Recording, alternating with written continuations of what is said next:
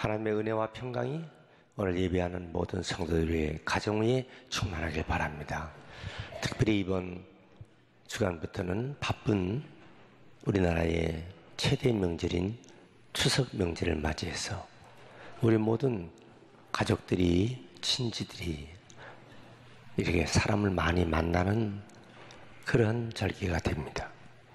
이때에 식구들과 만나서 어떻게 해야 할까? 화목한 가정 되도록. 명절이 지나면 각 가정마다 다툼과 속상함과 상처 때문에 괴로워하는 그런 일들이 너무 많기 때문에 오늘 말씀을 잘 받고 행복한 가정들 꼭 되시길 축원합니다. 아름다운 모습이 어떤 모습이 아름다울까? 화가는 그 그림을 그리려고 여행을 하는데 목사님을 만나서 아름다운 것이 뭐죠? 신앙의 모습이죠. 그런데 예배드리는 성도의 얼굴 모습 보니까 그 모습이 그렇게 아름답지는 않았어요. 신혼부부의 아름다운 것은 뭘까? 사랑이죠. 그래 얼마 동안 살다 보니까 그 부부들의 모습에서도 그런 아름다운 사랑을 발견하기가 어려웠어요. 군인을 만나서 가장 아름다운 것은 뭘까? 평화죠. 그러나 군인의 얼굴에서 평화가 없어요. 농부들은 추수하는 것이 아름답죠. 그러나 추수할 때도 보면 농부들은 힘들어합니다.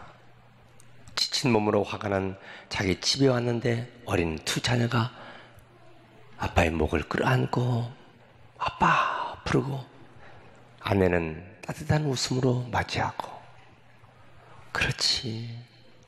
가장 아름다운 것은 우리 가정이야.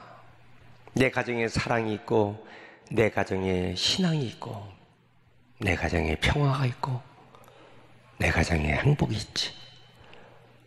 결국은 가장 아름다운 것은 뭐냐? 가정입니다. 가정은 이 땅에서 가장 최소의 단위로 행복과 불행을 좌우합니다. 세상을 고달프게 살다가 힘들게 살다가도 지친 몸이지만 가정에 들어오면 행복과 용기를 그리고 희망을 갖게 하는 것, 가정입니다. 만약에 가정이 행복하지 못하고 불화한다면 세상에서 아무리 출세를 하고 명예를 갖고 부귀 누린다 하더라도 가치가 없어요. 가정이 이처럼 소중한 것입니다. 톨스토이는 전쟁과 평화, 부활, 안나 카레니나 이런 유명한 불후의 명작을 남기고 큰 부자로 살았던 사람입니다. 그러나 그 아내가 아주 심한 바가지를 긁는 거예요. 결국 자기 아내의 바가지에 견디지 못해서 가출합니다. 혼자 쓸쓸히 기차역을 지나가다가 결국 그 기차역 옆에서 객사하게 됩니다. 그렇게 유명한 사람인데 행복하지 못했어요. 그 유언이 뭐냐면은 자기 아내가 옆에 오지 못하도록 제발 좀 막아달라.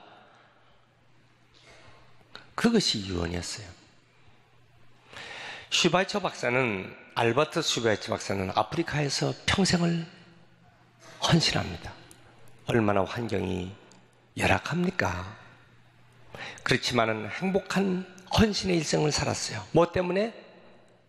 그의 아내가 일평생 함께 옆에 있어서 헬레네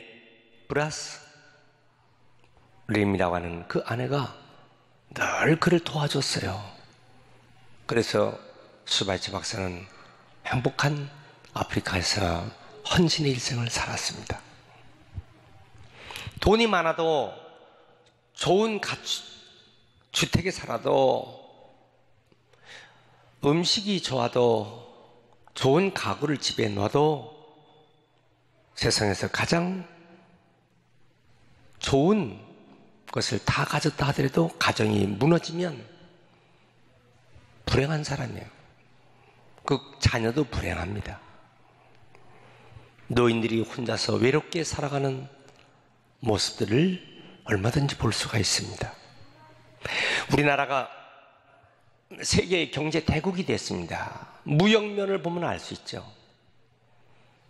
1967년도 우리나라가 10억 불 목표였어요. 10억 불만 되면.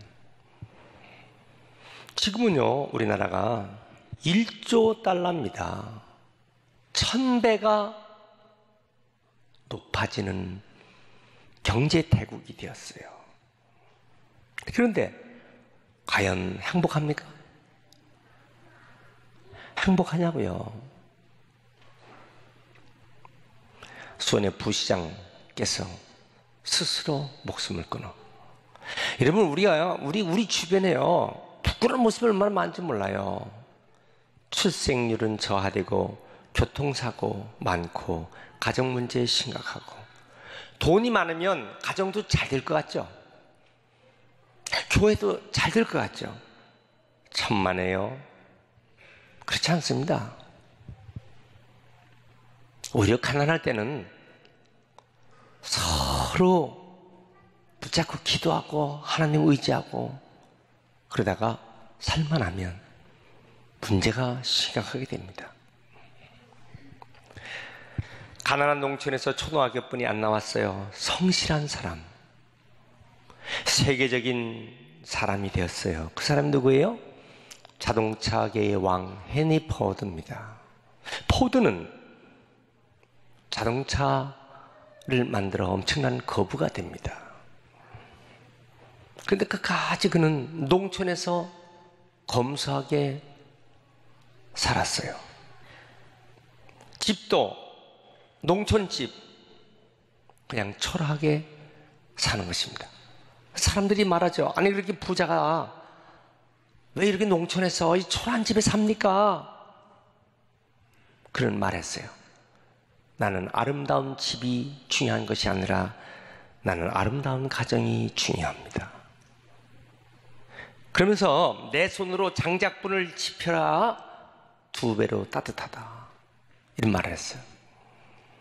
내 손으로 장작불을 지피고 난로를 내 손으로 장작불을 넣고 그래야 2배로 따뜻하지.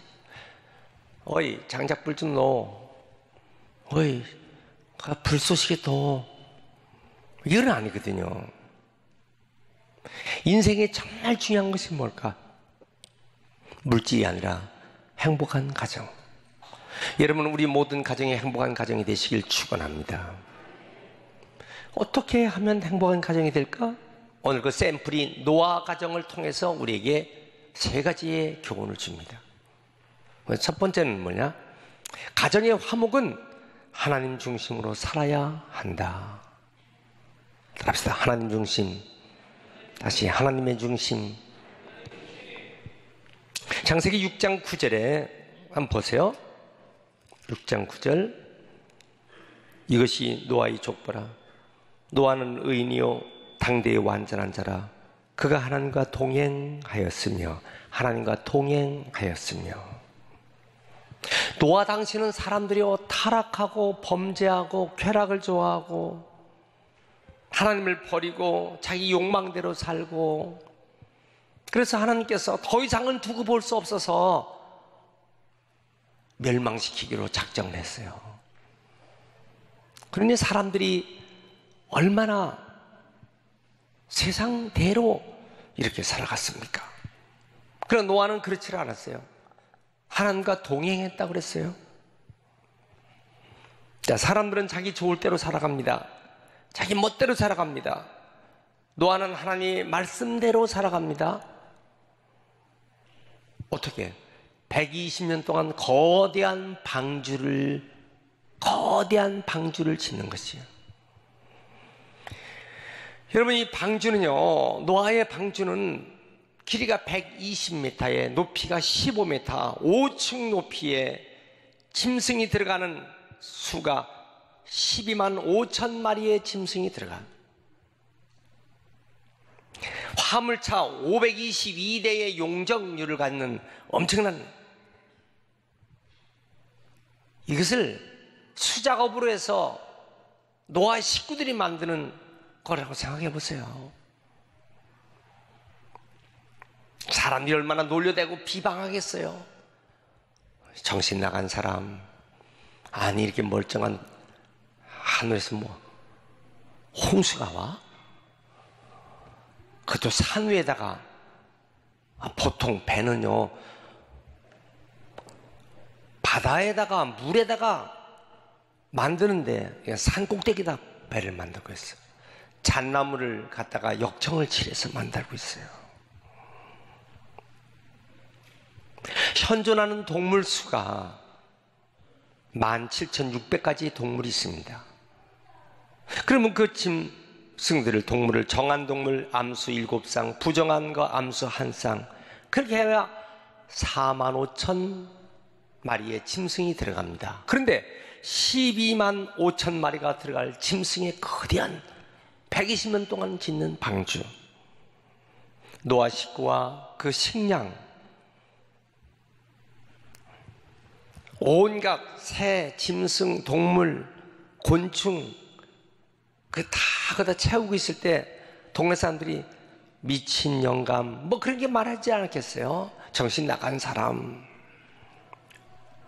비난하고 욕하고.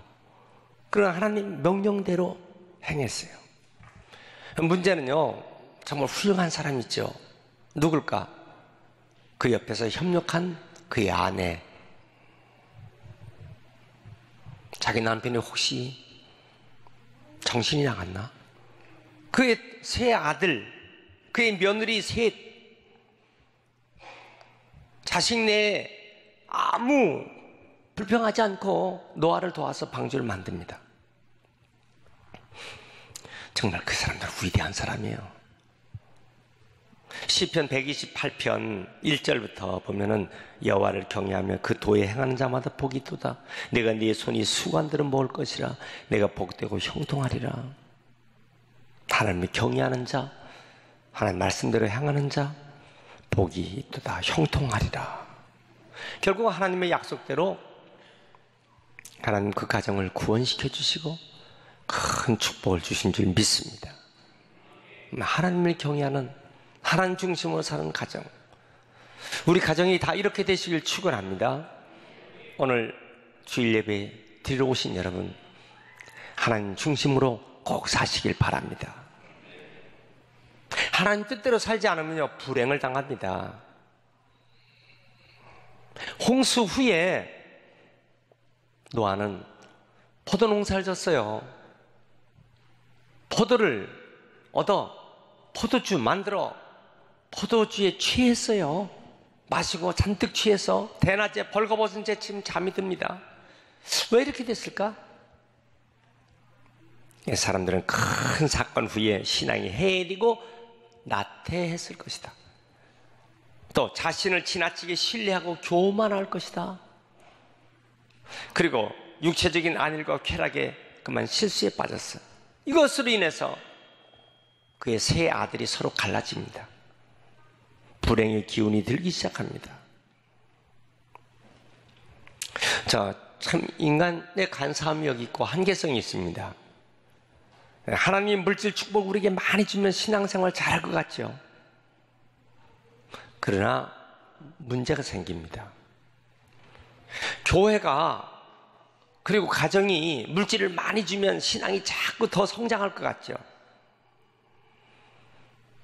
교회와 가정의 신앙을 연구한 논문에 보면 국민소득이 $1,000 이내가 될 때요 교회에 모이는 사람 숫자가 많아집니다. 1,000불 이내로 될 때는 신앙으로 살려고 합니다. 2,000불 정도 될 때는요 물질도 있기 때문에 상당히 교회가 부흥하고 행복합니다. 가정도.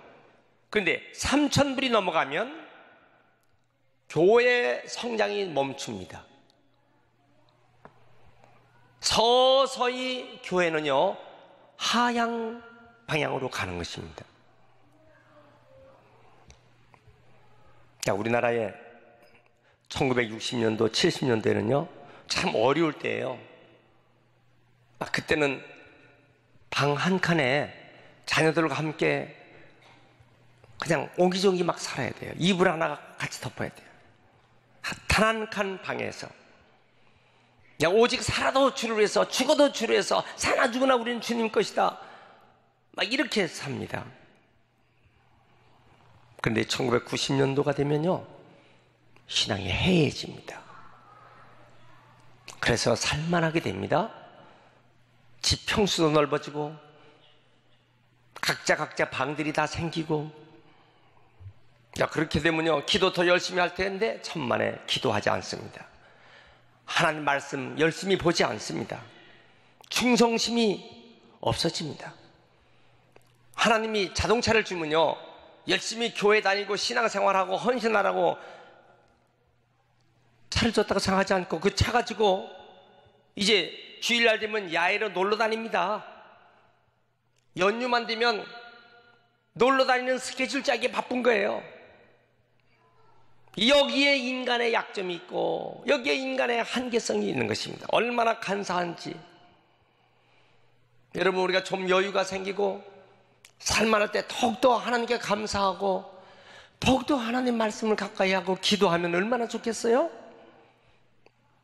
우리가 살만하고 여유가 있을 때 더 주일 성수 열심히 하면 얼마나 귀하겠냐고요. 여유가 있을 때 더 충성스러운 모습까지만 하나님 얼마나 축복하겠어요. 이것을 깨닫는 성도가 지혜로운 성도인 줄 믿습니다. 사업이 잘 되고 일할 것이 바빠지고 할 때 하나님께 감사하고 내 사업 잘 되니 하나님 더욱더 영광 받아 주옵소서, 이렇게 매달리는 것이 아니라 여유가 생기면 인간은요, 점점 쾌락에 빠져 육체적인 것으로 빠져나가 결국은 멸망하는 것이에요. 책을 많이 써서 유명한 저술가로 있는 안드류 머레이 목사님이 자기 생활이 좋아졌어요. 더욱더 하나님을 의지합니다. 더욱더 하나님께 기도하고 결국 하나님 중심으로 경건한 기도 생활하고 말씀 중심으로 살 때 하나님이 그를 명문 가문으로 만들어 자녀 6명 중에서 5명이 목회자가 되고 손자 10명이 목회자가 생기고 13명의 선교사가 그 집안에서 태어났어요. 여러분, 오직 하나님 중심으로 살 때, 잘 될 때 하나님께 더욱더 의지하는 귀한 성도 되시길 축원합니다. 링컨 대통령은 많은 사람이 다 존경하는 대통령, 성실하고 적극적인 사람. 그렇지만은 가정은 불행했어요. 그 이유는 뭘까요? 그 아내 메리도트가 좋은 출신 가문의 여자였어요. 남편은 시골 출신이요, 남편은 공부한 것이 별로 없어요. 그러니까 이 아내가 늘 잔소리합니다. 무슨 잔소리? 옷 입는 거 보세요. 저 옷 입는 거 봐요. 이거 고쳐야지, 저거 고쳐야지. 음식 먹는 거 보세요. 음식 먹는 매너가 자기 같은 귀족 출신이 아니거든요. 저 시골 출신 링컨. 걸음걸이가 저렇게 걷는다고. 늘 잔소리예요. 같이 나가도 늘 잔소리해야 돼요. 나중에는요, 코가 못생겼어, 귀가 못생겼어, 아래 입술이 툭 튀어나왔어, 손과 발이 너무 커. 늘 약점과 트집을 잡았던 자기 아내 때문에 링컨은 괴로운 가정 생활을 하는 것입니다.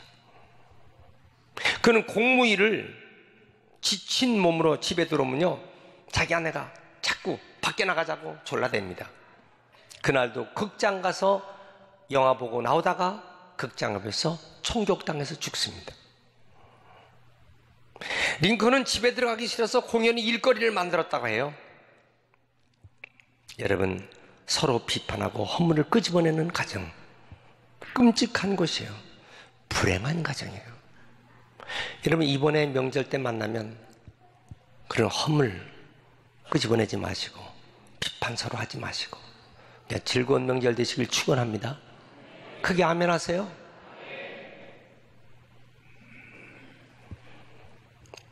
비록 내 집에 지체 부자유한 사람, 장애인이 있다 하더라도 늘 허물을 덮어주는 가정은 화목하고 행복한 것이에요.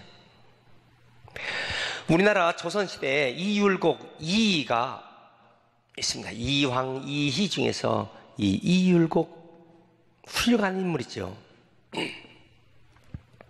근데 아내는 그렇지 못한 사람이었어요. 대부분의 아내는 자기 남편의 인격이 손상될까봐 신경을 많이 쓰잖아요. 말하는 거나 사랑 앞에서. 그런데 이율곡 부인은 사람들 앞에서 자기 남편을 깎아내리는 입버릇이 있어요. 사람들 모이는 데서 무조건 자기 남편을 깎아내야 속이 시원한 사람이에요. 행동도 교만했어요. 한 번은 율곡의 선친 제삿날 많은 문중의 사람들이 어른들이 모였어요. 그 부인이 제상에 차린 음식에 슬쩍슬쩍 그걸 집어먹는 거예요. 문중의 선비가 이율곡의 옆구리를 쿡 찌르는 거예요. 저 보라고. 그러니까 뭐라고 했는지 아세요? 그냥 두십시다. 제 선친도 저 모자란 저 사람 아끼고 사랑해서 당신의 제사 음식 먹는데 책망하면 선친 아버님 마음이 기쁘시겠어요? 여러분, 이율곡은요 톨스토이보다도 링컨보다도 큰 아량을 가진 남편이었어요. 그거 왜 모르겠어요? 자기 아내의 그런 약점을 왜 모르겠냐고요. 가정에 서로의 허물을 덮어주고 감싸주는 것, 천국 같은 것일 줄 믿습니다. 만약에 허물을 서로 감싸지 못한다면 그 가정은 지옥과 같은 것이 돼요. 여러분, 우리 모두 허물을 덮어주는 가정 되시길 축원합니다. 이번 명절에 만나기만 하면 허물을 막 송곳짓 하는 사람에서 계속 찔러대는 거죠. 괴로워요, 그런 가정은. 덮어주는 아름다운 가정 되시길 축원합니다. 세 번째, 화목한 가정은 서로를 축복할 때 이루어지는 거예요. 노아도 또 실수한 거죠. 자기가 포도주에 취한 거 벌거벗은 채 잠을 자고 있는 것만 실수가 아니라 제 두 번째 실수, 자기 자식 함을 저주해 버리는 거예요. 사실은 자기 그 아들이 비난거리가 될 만하죠. 아버지를 그렇게 했으니. 그러나 그도 내 몸에서 난 내 자식 아니겠어요? 내가 난 내 자식에 부족한 건데 자기가 회개해야죠. 모자란 내 자식 난 거 내가 회개하고 눈물로 회개하고 가슴치며 회개하고, 그리고 내가 큰 죄를 범했구나. 내가 이렇게 벌거벗고 이렇게 잠을 자다니 용서해달라고. 그리고 부족한 내 아들 함, 저 부족한 내 아들 함, 이게 내 탓으로 이렇게 됐으니 눈물로 기도하고 자기 아들에게 그걸 잘 타일러갖고, 그래도 내 아버지가 나 아니냐, 내가 그렇게 나를 흉보면 어떡하겠냐, 뭐 이런 식으로 저 타일러 줬더라면 뭐 좀 바꿀 수 있겠죠. 내가 난 부족한 내 아들인데. 그러나 노아는요 자기 함 아들을 저주해버린 거예요. 그 가정이 큰 불행이 생긴 거예요. 형제들 간에 심한 발목이 생깁니다. 성경을 자세히 보면요, 부모가 자기 자녀를 축복한 곳이 많습니다. 아브라함이 자기 아들 이삭을 축복합니다. 아버지 이삭이 자기 아들 야곱을 축복합니다. 야곱이 아버지가 됐을 때 자기 아들 요셉을 축복합니다. 잠언서에 보면 모두 부모가 자녀를 축복하는 장면이 나옵니다. 여러분, 이번 모처럼 명절에 가족들 모이면 축복 기도해 주시기 바랍니다. 딸의 머리에 손 얹고 축복 기도 해주고, 전화로도 축복 기도 해주고, 멀리 떨어져 있는 내 자녀들에게 축복 기도 해주고, 이거 얼마나 귀하냐 말이에요. 그 축복 기도대로 되는 거예요. 심지어 문제가 있는 무능한 제사장 중에 한 사람 엘리 제사장이 있잖아요. 그렇지만 한나를 축복해 줬어요. 기도하러 온 한나를 축복해 줬다고요. 하나님 그 기도를 들어서 한나가 결국 자녀를 잉태하게 되잖아요. 본문의 아버지 노아 셈에게 축복하셨어요. 그리고 야벳에게 축복했어요. 뭐라고 했습니까? 셈은 영적인 축복을, 그리고 야벳은 물질적인 축복을 말 그대로요. 셈은 황인종이라고 말하죠. 보통 다 신앙의 축복을 받았어요. 그래서 예수 그리스도 그분은 유대인 황인종이죠. 다 여러분 셈족에서 공자도 석가모니도 마호메트도 다 거기 셈족에서 나오는 거예요. 야벳은요 물질의 축복을 받아. 이 백인들은요 이 땅에 있는 물질의 거부들이 거의 다 백인들입니다. 자, 어쨌든 여러분 그 아버지 노아가 기도한 대로 이루어지는 거예요. 과일나무에 과일이 태풍으로 많이 떨어졌어도 아직도 나무에 붙어있는 과일이 있는 거 보고 감사하시고, 태풍으로 쓰러진 벼가 있고 태풍으로 쓰러진 것이 있어도 아직도 세울 수 있는 거 감사하고, 여러분 아직도 가족 식구가 있는 거 감사하세요. 감사한 마음으로 이번 기간들을 잘 지내시길 주의 이름으로 축원합니다. 우상 숭배하지 마시고 은혜스러운 절기가 되시길 축원합니다.